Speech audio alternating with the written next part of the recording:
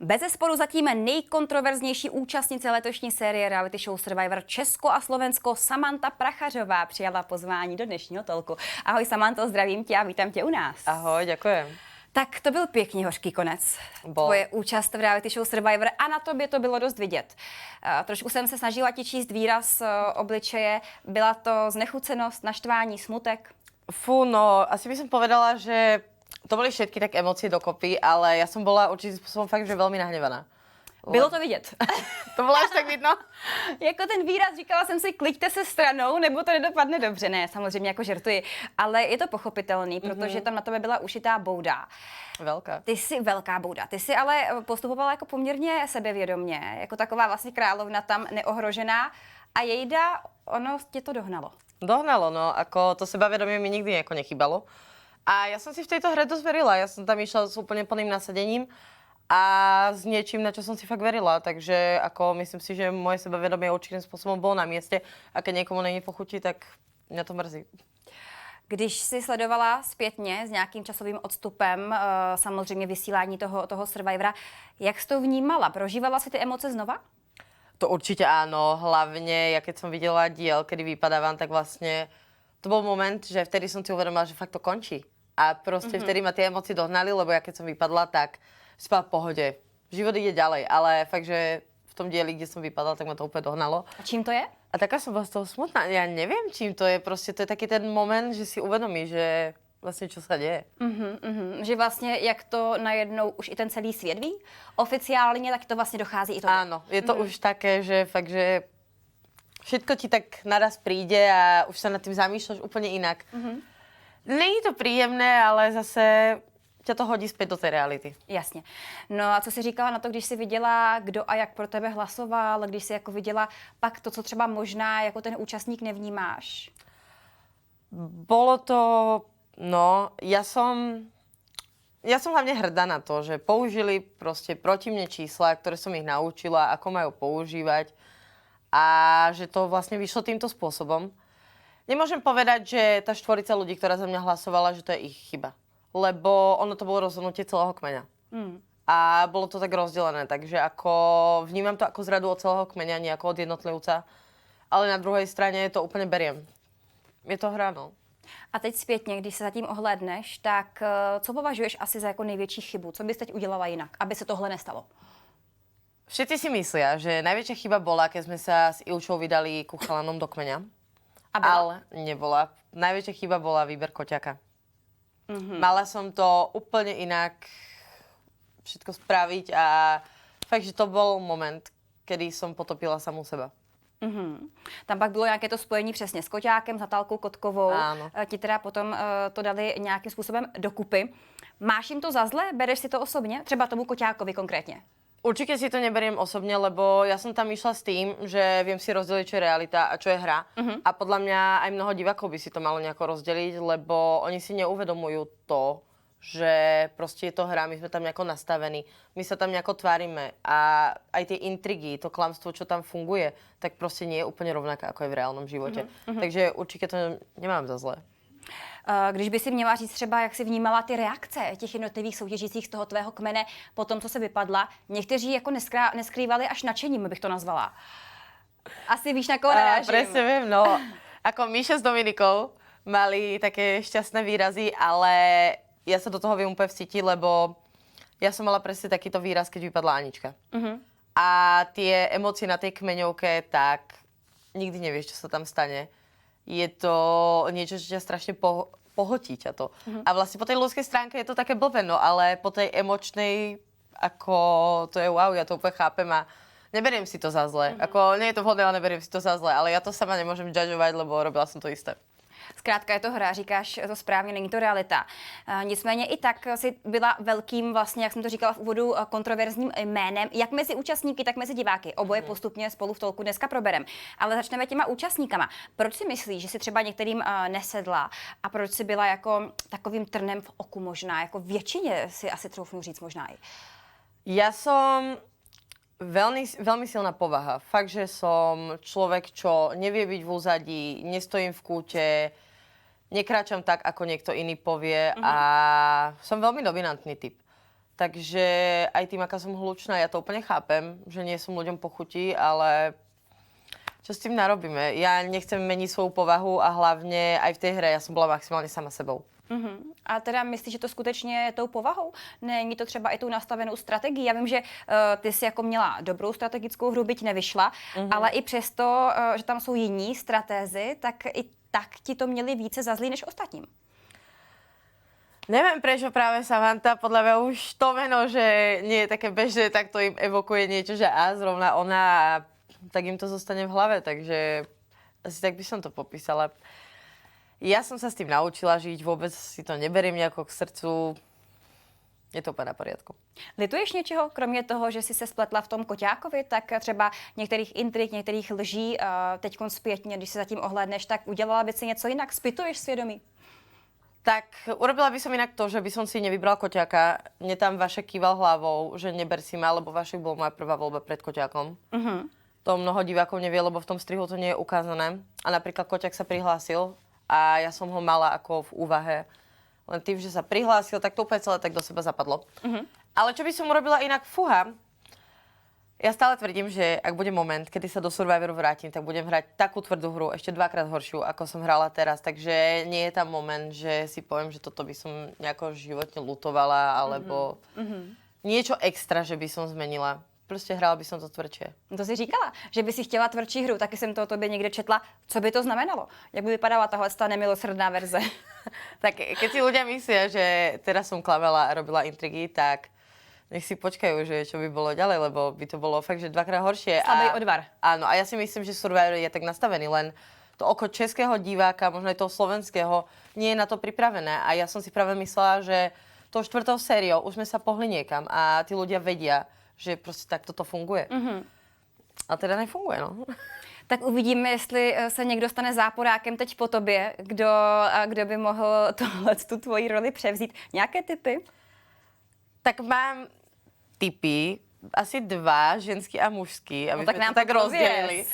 Ale napriek tomu, že Anet úplne milujem, tak Anet bola človek, s ktorým sme si tam stále hovorili, keď bude moment, kedy sa môžeme podraziť, tak sa navzájom podrazíme, ale úplne s úsmevom a ja som to úplne milovala, ale ona by mohla byť presne ten človek, ktorý by mohol v tomto pokračovať, aby som za to bola strašne šťastná. Takže doufáš, že Anet bude novým padouchem, no a z toho mužského osazenstva? Určite Michal, lebo Michal hrá silnú sociálnu hru a hrá to strašne na city. A už ako, podľa mňa, Survivor není v mojich očiach hranica, ale v niektorých chvíľach to fakt, že už Michal preháňa nejakým spôsobom. A dáš tam nějaký konkrétní případ? Napríklad, keď vedel, že Vašek pôjde a Vaškovi tam hovoril, ja som to nevedel a ešte sa rozplače, že je smutný z toho, že vlastne to vedel. A ono celkovo, táto story ohľadom Vaška a Michala, tak to je pre mňa ako trošku nepochopiteľné, že Michal, na čo sa to hrá, že ono dobre. Takže on tedy cílí na emoce, na city, tohle je jeho strategie té vlastně sociální hry. Asi teda úspěšná, zatím se drží. Tak zatiaľ sa drží, ako ja cením každú hru, ktorú vidím. Kdo je podle tebe adept na vítěze a pak komu to přeješ? Nemusí to být nutně jeden a ten stejný Ja to člověk. presne takto rozdeľujem, lebo je úplne iné to, že niekto to vyhrá a niekto komu to ja prajem. Ako fakt, že prijala by som to Daníkovi. Daník Farmár. Farmářovi. Všetci iba Farmár. To je Simpoš, ano. Ale adept na víťaza, no. Máš jednoho, nebo jich tam je víc? Tak ako ja by som, určite by som bola najradšej za Anet, ale možno aj tá Natálka Halousková prekvapí. Aha, vidíš? To je v mojich očiach jedno také meno. No a asi tak by som to aj uzatvorila. Takže to přeješ ženě. Ja som väčšinou osoba, čo sa radšej pohybuje v tých mužských kolektívoch, ale no asi tentokrát to fakt prajem žene. Aby už bylo na čase, aby taky vyhrála jednou osoba něžného pohlaví. Kdo ti tam nejvíce vadil? Kdo tam byl největší intrikán, kromě tebe? Teraz som to išla povedať. Kto mi najviac vadil? No, Bara mi vadila, lebo Bara bola dosť falošná, ako ja nemôžem povedať, že ja som nebola falošná, hej, ale V jakém slova smyslu falešná? tak ona ti povie jedno, potom ti povie zrazu druhé a fakt, že v tej sociálnej hre, ale to do toho patrí, ja to beriem, len no Bara mi už strašne nebola pochutí, už normálne ma začala iritovať ako osoba.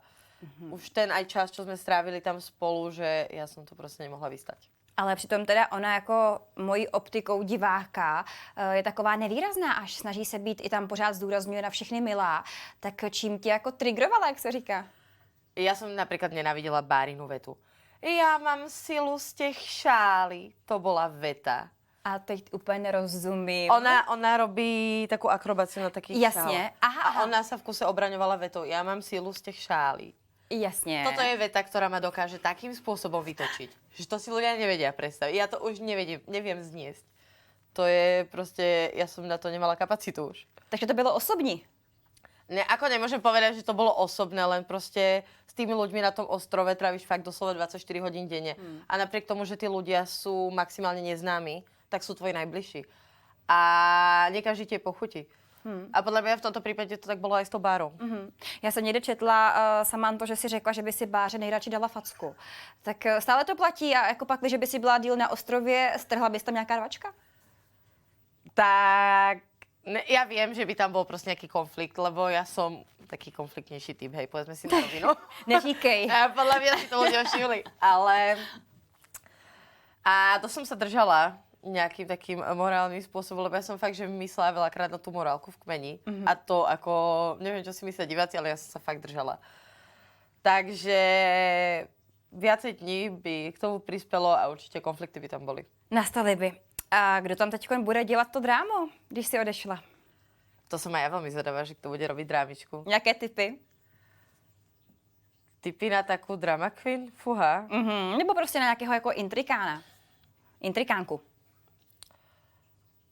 No, to je veľmi dobrá otázka. Zuzka podľa mňa prekvapí v tomto smere, lebo Zuzka sa možno v tej sociálnej hre drží tak v pozadí, ale ja by som bola veľmi rada, keby od nej vidím niečo takéto.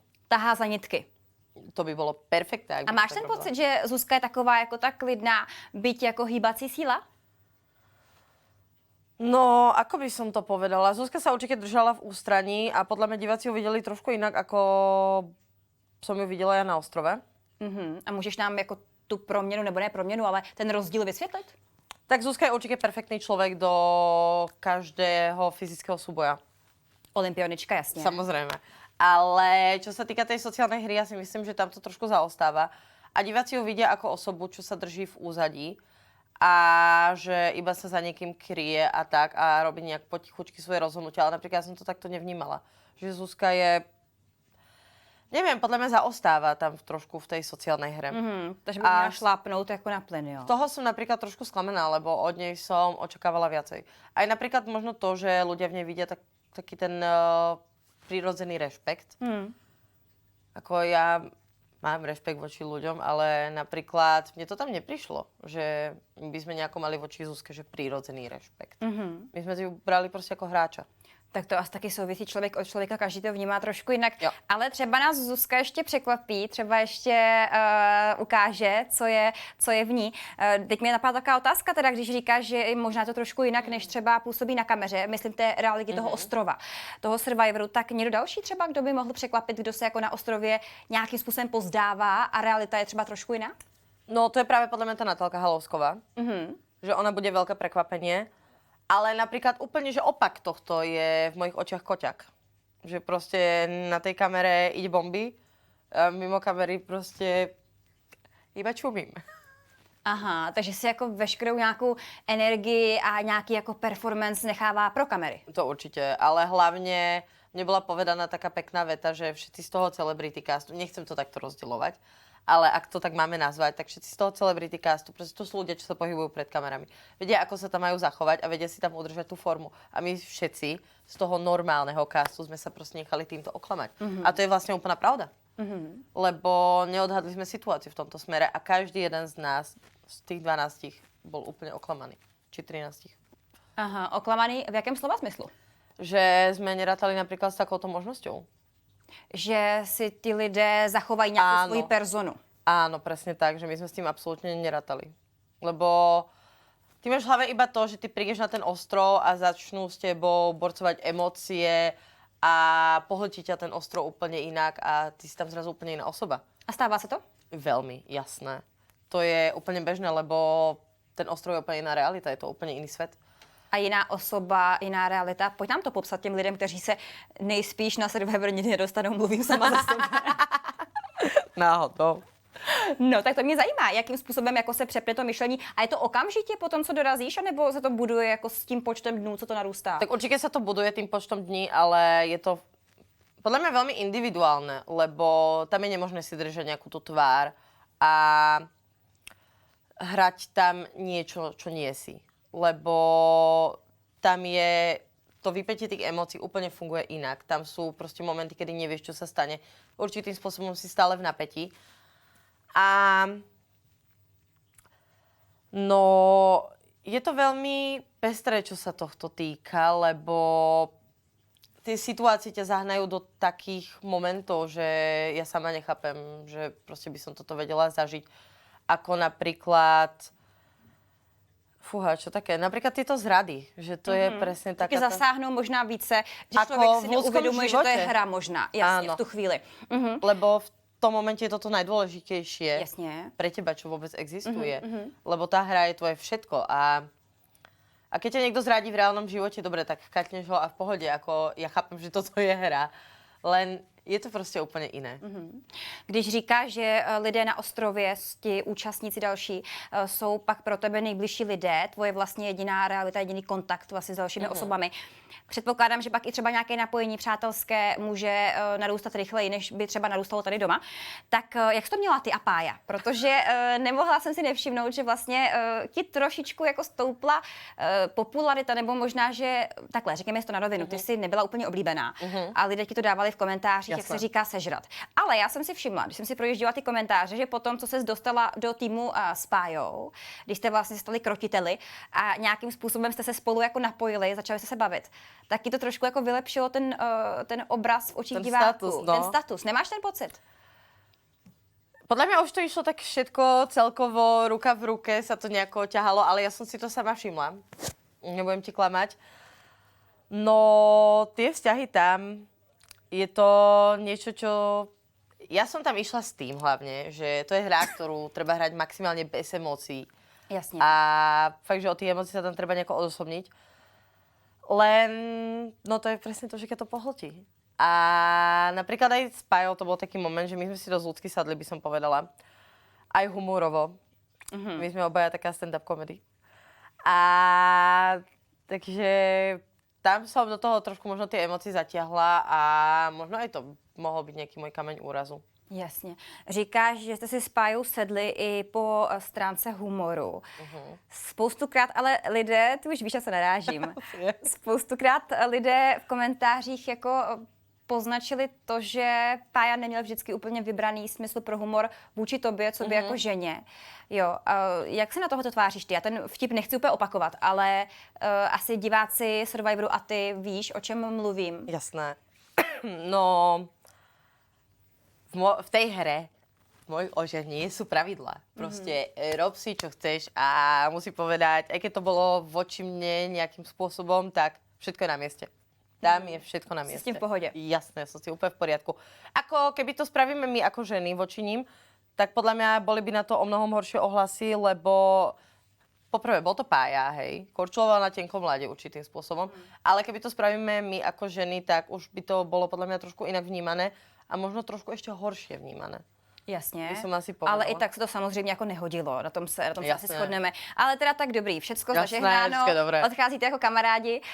Na konci si chtěla dát náramek vlastně s lahví Pájovi, přidala jsi to přes Kate na kmenovce, pokud se nepletu.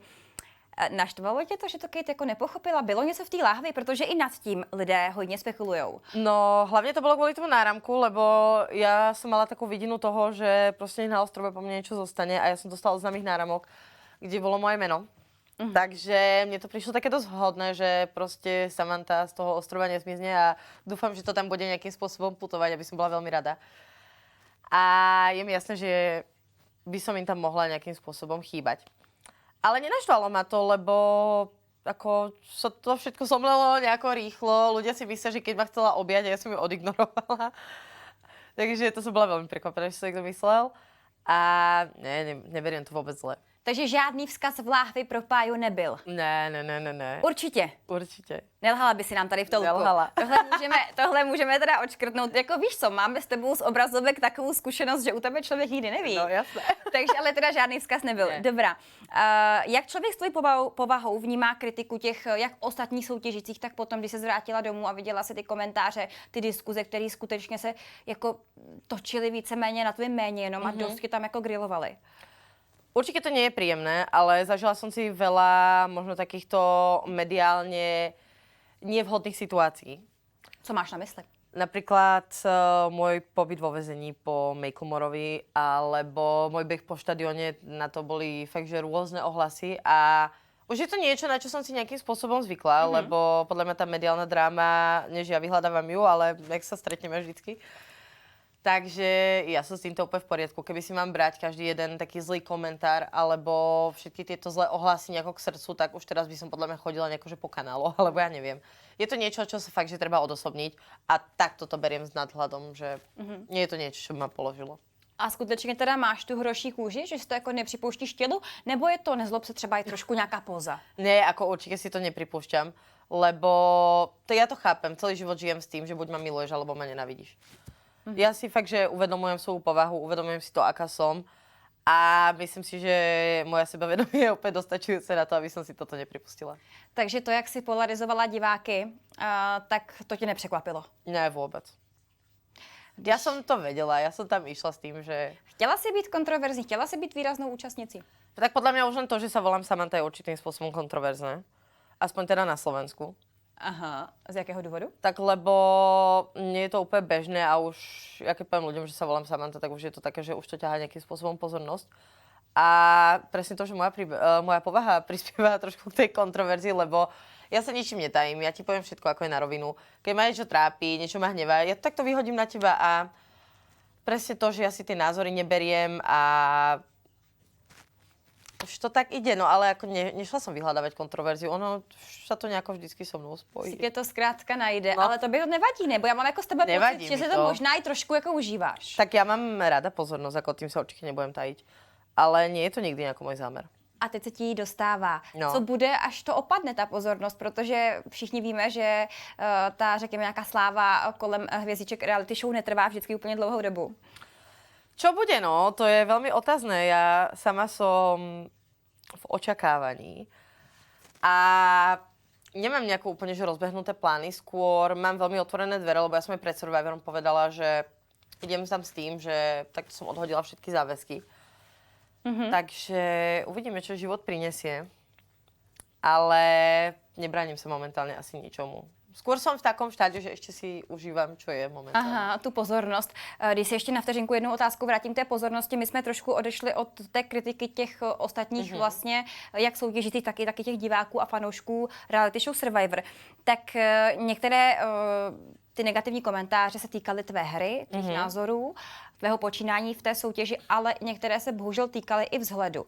Což také jsem si znova opakuju se pořád v těch komentářích všimla toho, že i ženy třeba se tě zastaly, že se jim úplně nelíbilo, že mnohdy si byla bohužel terčem body shamingu. Jo. Tak jak tohle to všechno vlastně vnímáš, když někdo takovýhle komentáře má zapotřebí ti psát, nebo tě třeba porovnává a tak dále? Ja som bola sama prekvapená napríklad, že akí ľudia to píšu, keď som si to pozerala, ale hlavne treba si uvedomiť to, že Survivor nie je miska. A my sa tam nevidíme, my netušíme, ako vyzeráme. Proste my si povieme iba niečo medzi sebou, ale ako vyzeráš, čo, ako, kde, ale to je všetko, ty netušíš, kto si, čo si vlastne. Keď som sa videla po tých 3 týždňoch v zrkadle, tak ako bola som prekvapená.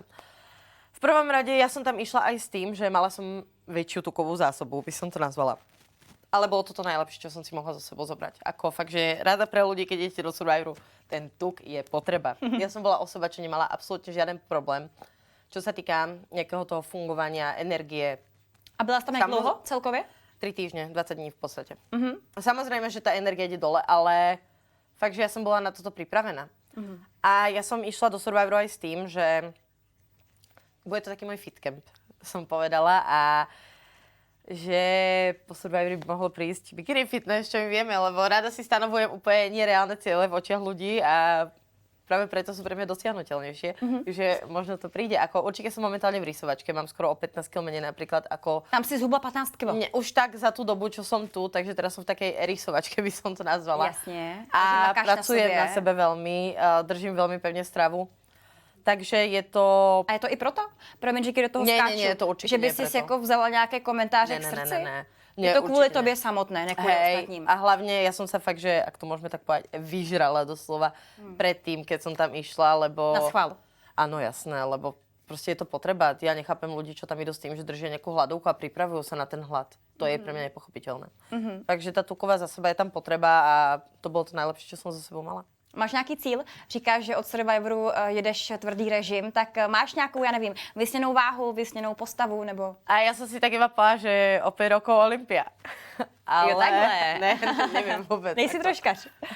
Ne, ako fakt, že nemám v tom nějaký životný cíl. Že prostě Uvidí se. pokud já se budem sama cítit dobře, takže to v poriadku. Jasně, tak to nejdůležitější, No. cítit se dobře ve svém vlastním těle. Tak ty si říkala nějaké plány do budoucna, tak ještě něco dalšího, jak by si chtěla využít tu platformu, kterou si získala. Spoustu lidí, kteří zamíří do reality show, pak míří do dalších a dalších a dalších. Tak kde tě uvidíme příště? Nie je to niečo, čomu by som sa bránila, ale asi to nie je ani úplne niečo, čo by som akože vyhľadávala. Záleží, že kto, čo, kedy, ako, neviem vôbec, ako v tomto smere som sa tiež nad tým nejako nezamýšľala. Takže som v takomto štádiu, že si to užívam a ja som človek, čo uprednostní prácu pred hocičím iným. Jasně, takže práci normálně To je moja každodenní priorita, báze, áno. než reality show. Napadá mě Bachelor Česko. A čo by som tam Teda robila? takhle, nevím, jestli jsi single.